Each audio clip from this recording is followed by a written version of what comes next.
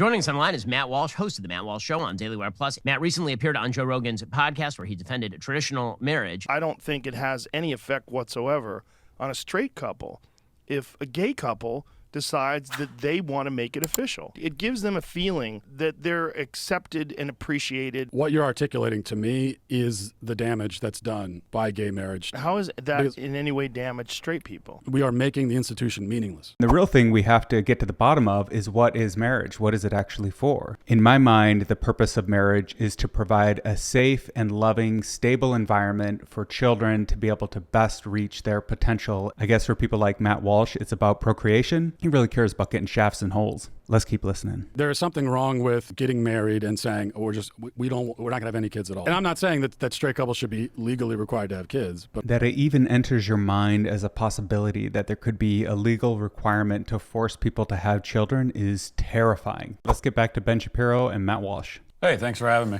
You're welcome. So the Senate is supposed to bring up for a vote, I believe today, the so-called Respect for Marriage Act, which actually just is not respect for marriage. It's respect for same-sex marriage. From my understanding, the Respect for Marriage Act repeals the Defense of Marriage Act, which essentially granted same-sex marriage rights at the state level. And as of 2015, all 50 states allow gay marriage. And this Respect for Marriage Act would codify that at a federal level, which I actually kind of disagree with. I would like everything as much as possible to be handled at the state level. If you can read the language in that bill and believe that that this is actually going to protect religious liberty, then there's not much we can say to you. That's just that's naivete to the extreme. That's not how the Mormons feel. The Church of Jesus Christ of Latter-day Saints says it will support a compromised version of the Respect for Marriage Act with amendments to ensure religious liberties are protected. Yeah, I mean, one of the things that they're pretending this bill does is, quote unquote, protect religious institutions from having to celebrate or solemnize a same-sex marriage. It's a really poorly written amendment by Mitt Romney, particularly Susan Collins as well.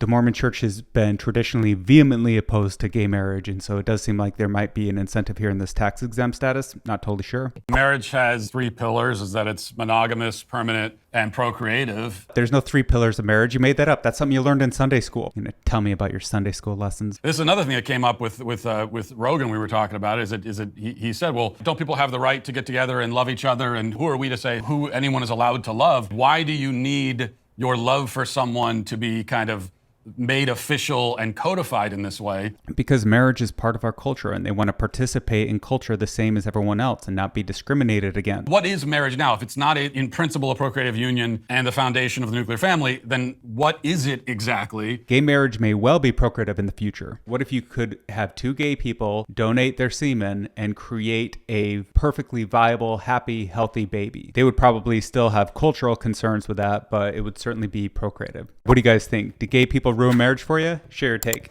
The sexual tension between Ben Shapiro and Matt Walsh is off the charts.